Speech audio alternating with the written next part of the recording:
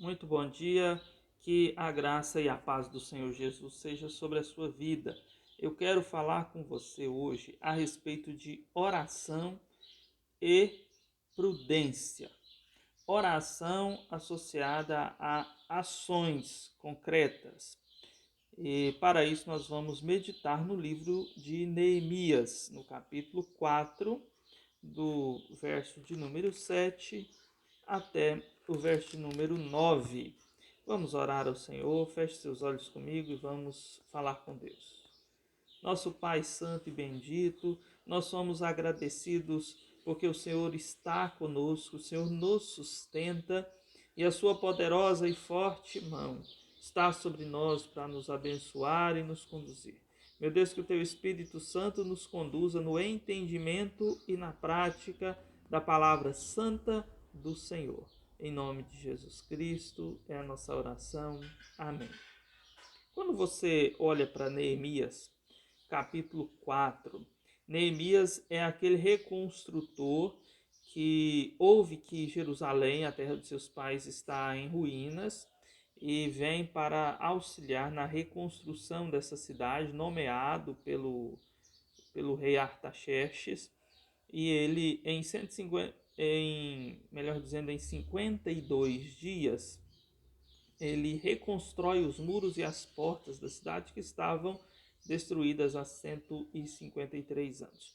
Foi um governador que muito fez pela vida estrutural da cidade de Jerusalém e também pela vida espiritual. Então nós vamos olhar aqui esse homem que foi profundamente engajado na vida de oração, sem que ninguém cobrasse dele, mas a vida dele era uma vida de oração.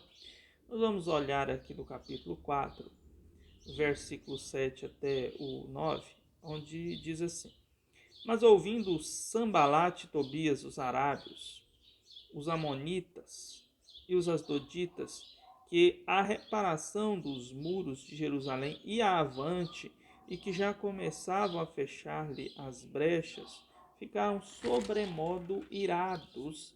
Ajuntaram-se todos de comum acordo para virem atacar Jerusalém e suscitar confusão ali. Porém, nós oramos ao nosso Deus e, como proteção, pusemos guarda contra eles de dia e de noite. Muito interessante. Ele está na obra da reconstrução. Inimigos insatisfeitos ameaçam impedir o avanço do seu trabalho.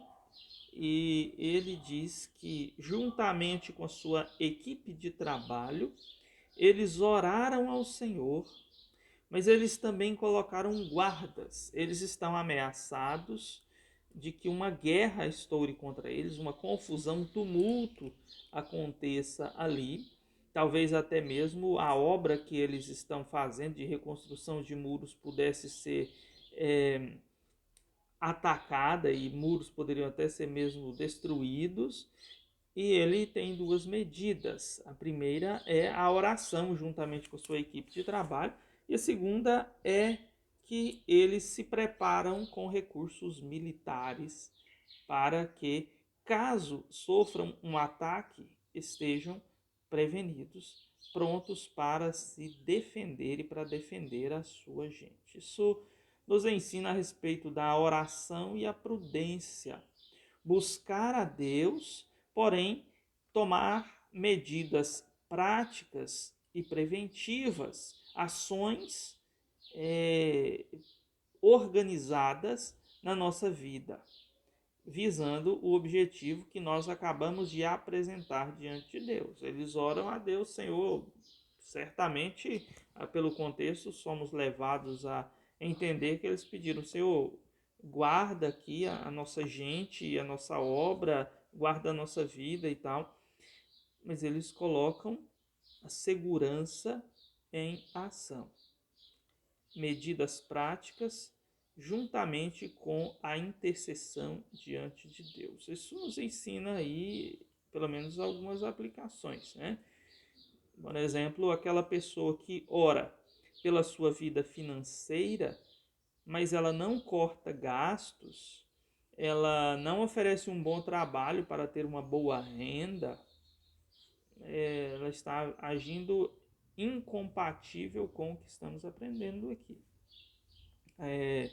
Aquela pessoa que ora para que Deus dê a ela um casamento cristão, aquele cristão que pede, Senhor, eu quero que o Senhor prepare uma pessoa para que eu me case, viva um casamento alegre, feliz, mas eu quero que essa pessoa seja cristã assim como eu. Essa pessoa que está orando por esse projeto diante de Deus, ela deve ter atitudes práticas condizentes com a sua oração. Por exemplo, descartar convites de namoro que não seja de cristão. Projeto não é casamento com cristão? Sim. Então, se é um não cristão que lhe faz um convite de namoro, você precisa descartar.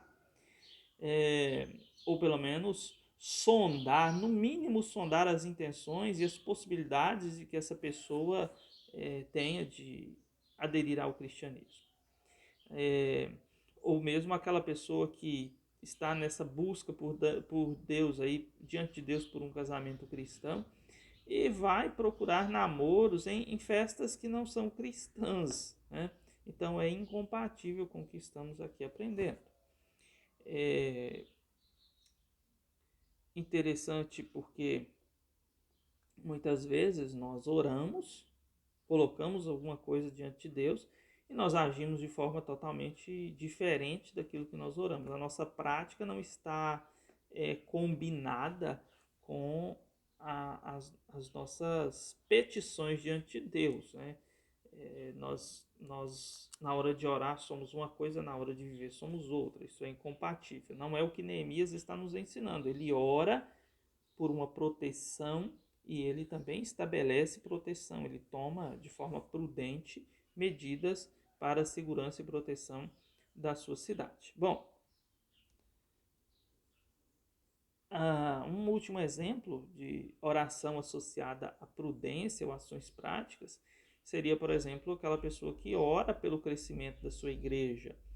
Você, além de orar pelo crescimento da sua igreja e colocar isso diante de Deus, deveria também pensar no conteúdo das mensagens, um conteúdo que fale a respeito de salvação, de arrependimento, de boas novas, de vida eterna, de céu.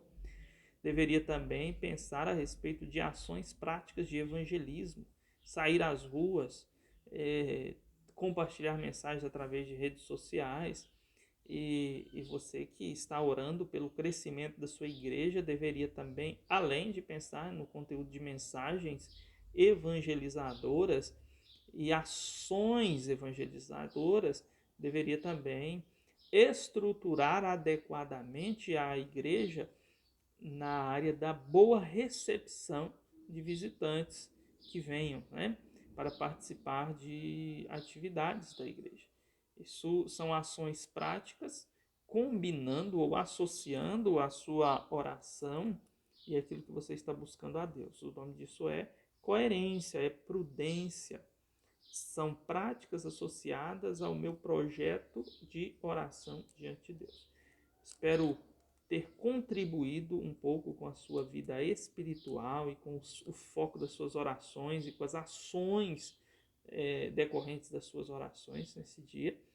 Que você tenha aí um dia na presença do Senhor, ore, busque ao Senhor, tire alguns momentos desse dia para orar. E eu deixo para você aí duas reflexões, duas perguntas.